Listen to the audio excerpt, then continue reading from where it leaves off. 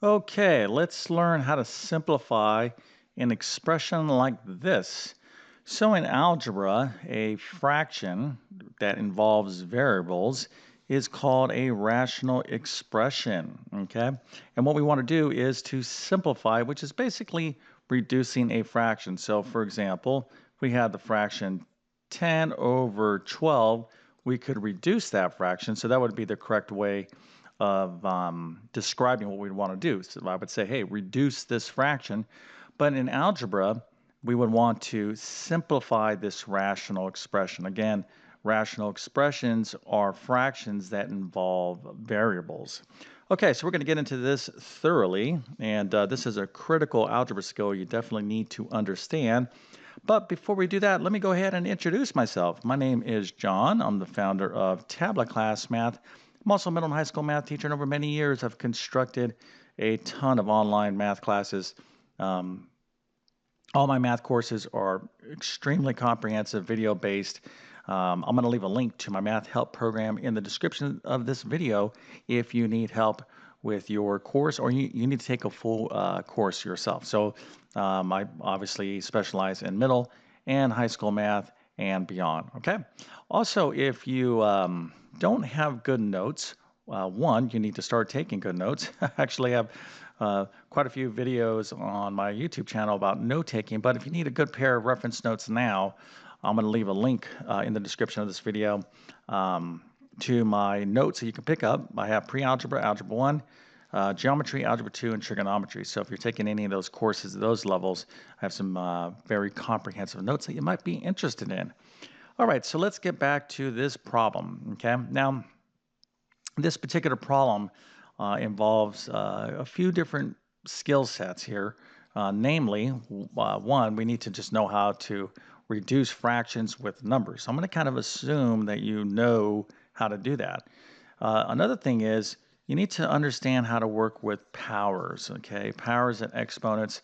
But if you're still having trouble with this, I think this little video is going to help you out. So let's get to it. Let's actually do this problem first, and then we'll look at a couple other examples.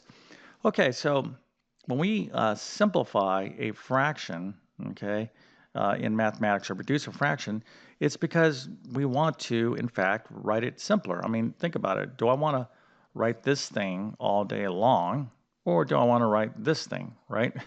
So 500 over 1,000 is obviously equal or equivalent to the fraction 1/2. I want to always write the simplest version of this numeric value. So this is not like an optional thing. Believe me when I tell you, if you turn in something to your teacher, okay, and it's not fully simplified or fully reduced, um, or you're taking a multiple choice test and it's A, B, C, and here's going to be your answer selections, okay, on some sort of standardized test or whatnot, typically the right answer is going to be fully simplified. All right. And of course, if you did your work and you didn't simplify your answer, you won't be able to recognize it. So, anyways, the whole thing I'm trying to sell you on right now is that this is not optional. You need to know how to do this. It's not important just to get an answer technically correct. You need to know how to fully simplify. Okay. Enough with that. So, what's the key to simplifying uh, rational expressions, okay, fractions with variables? Well, first of all, got to know how to factor, okay? So we got to know how to factor, and let's go ahead and factor this right now. So let's start with 10. So 10 is 2 times 5. Those are factors of 10, right? So that's 10. And the x to the fifth means what? Well, it means x times itself 5 times. So let's just write this out long ways. That's x times x times x times x times x. Okay, so there's 5x's, and then we have y squared. Of course, that's y times y, and then we have a w. Now, the way I'm writing this out here, okay, it's not how you would want to do this. It's not a practical method of reducing or simplifying these expressions, but you can see mechanically what's going on here, right? We're going to see, obviously, the breakdown of what we need to do. All right, now let's go ahead and focus on the denominator. So we have 12. 12 I can write as 2 times 6. Now, specifically, wrote 12 that way, not 4 times 3, because I know I have a common factor of 2, okay? Then I have an x, all right? Then I have y to the 8. So I got to do 1, 2, 3, 4, 5, 6, 7, 8, okay? Then I have a w cubed, so that's 1, 2, 3. All right, so here is our rational expression, and here is all the factors of the respective numerator and denominator. So what we're going to do, okay, effectively, is eliminate or cross-cancel like factors. All right, so like factors are this. Remember, things that are separated by multiplication are factors. Okay, so this was one big product. All these guys would be considered factors. So 2 and 2 are alike. Remember, it's always one factor from one factor, so I can eliminate those. Okay, so I have an x here, I have an x here, so I can eliminate one x. Okay. And let's see what else here do I have. I don't have any more x's, so all these x's have to stay. I have two y's here, so I can eliminate two y's down there. All right, boom, boom. And then let's go to our w here. I have three w's and I have one w. Actually, let me just erase this. Let's just do it this way. One w can take out one w. All right, so if we're very careful on looking at what remains, we will have simplified this rational expression. So let's go ahead and just focus in on that. I have this 5. I have these 4x's. Okay, that's my entire numerator. So that's going to be 5. Now, these 4x's here, I can write as x to the 4th power. Okay, so that would be 5 times x to the 4th power, right? I'm not going to write out the 4x's anymore. Now let's go ahead and take a look at our denominator. I have a 6, and let's see here. You have to be very careful here. I have 1, 2, 3, 4, 5, 6 y's. So I have this 6. I have y to the 6th. And now over here, if you look here, I have two w's. So that'll be w squared. Okay? And that is the answer. This is the simplification of this rational expression. So, if you're, working through this, you don't understand the powers and properties of exponents, then, you need to learn this. Okay, this is oftentimes the students struggle is because they don't get these properties of exponents. But you can always break things down. You can always expand all the factors and cross cancel like this. Now, let's take a look at this problem this way. All right.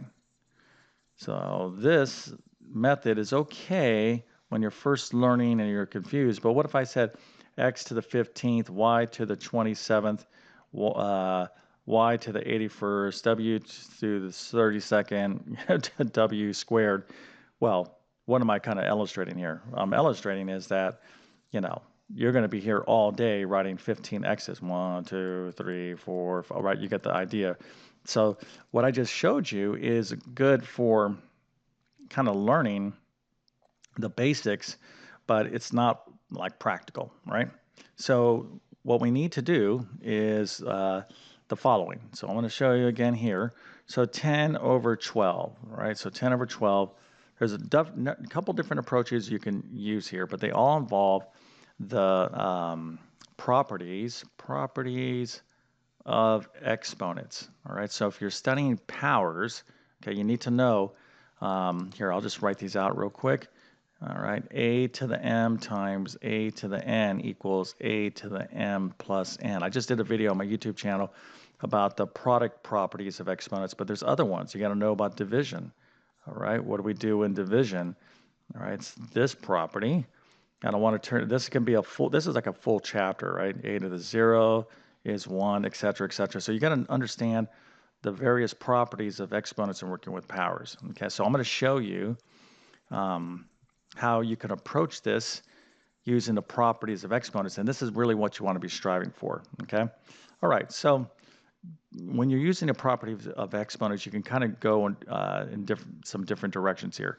So the first thing is, let's go ahead and focus on our numeric fraction here. So 2 goes into 10, 5, 2 goes into 12/6. So I'm going to reduce that just as I would reduce any numeric fraction. Okay, so you always do that part first. Now, let's focus in on the x's. Okay, so the bases have to be the same. So I have x and x, all right? I'm not dealing with x to the 5th and y to the 8th. I'm just dealing strictly with the x's. Now, knowing what I just showed you, if I have 5 x's here and 1 x down there, you could say, ooh, I'm going to end up with x to the 4th up in the numerator, right? So how does that work, though? Well, the way you would show this is x to the 5th. Let's look at it this way. X to the 5th divided by x to the 1st. There's a rule, okay, a property of exponent rules. When you're dividing powers that have the same base, you're going to subtract the exponents. It's going to be this way. This exponent in the numerator goes first. It's going to be x to the 5 minus 1. Okay, you can see here. And obviously that's x to the 4th, right? And I'm going to leave that up in the numerator, okay? All right, so that takes care of my x's. Now, just looking at the y's, you can kind of use both techniques here. What happens if I do the same thing for division? All right, let's take a look at this. This is really confuses students. Y squared over y to the 8th. So using the division property of exponents, I'm going to have y to the 2 minus 8, which is equal to what? Y to the negative 6 power. All right, so that goes up in the numerator, but here's the deal. You don't have a fully simplified variable expression or rational expression if your exponent has a negative power, okay? So if it's negative, or let me just say this, if you have a negative number as an exponent, it's not fully simplified, okay? Now, one of the things that you need to know is this property, a to the negative n equals 1 over a to the n.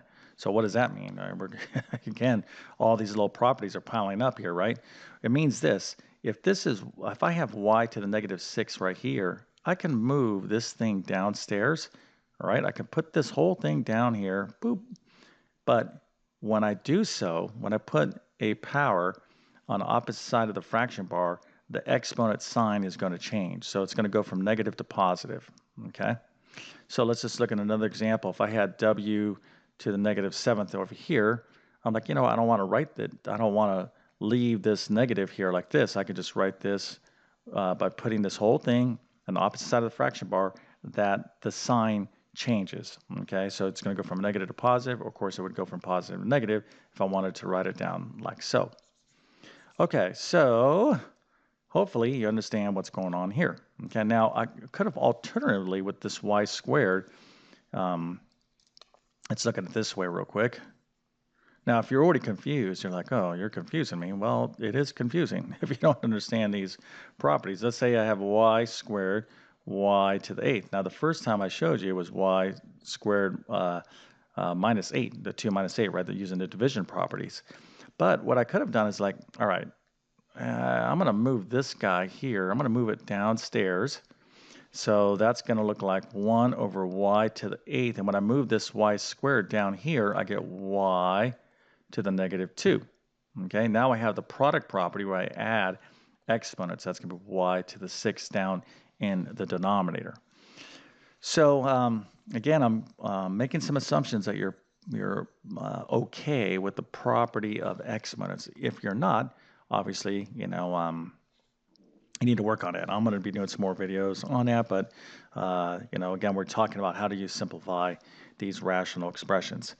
Okay, so last we have w squared over y cubed. Again, if I chose to look at this as a division situation, I would have w squared minus 3, right? That would be equal to w over negative 1 right here, or w to the negative 1st power. But again, you don't want to leave negative exponents. So I got to move this thing down to the other side of the fraction bar, and this becomes positive. So there you go. This is my final answer, okay? So again, you can see the expanded form where we looked at all the factors, but when you are dealing with variables to particular exponents, you're going to have to know these properties of exponents. So there's a lot to learn here, okay? And if you're frustrated or struggling, this is a good opportunity for you to do something about this. Now, remember, this is an easy problem, all right? That's just simplifying a rational expression, but you can, get into situations like this, all right? I'm just going to make something up. You're like saying, oh, what is this guy doing? Well, I'm going to show you the kind of problems that I would be giving my students. Okay. Something like this would be interesting. Okay. So I would say simplify this. Okay. So you got a rational expression divided by another rational expression. So you got to know how to deal with fractions. We got to do all this manipulation.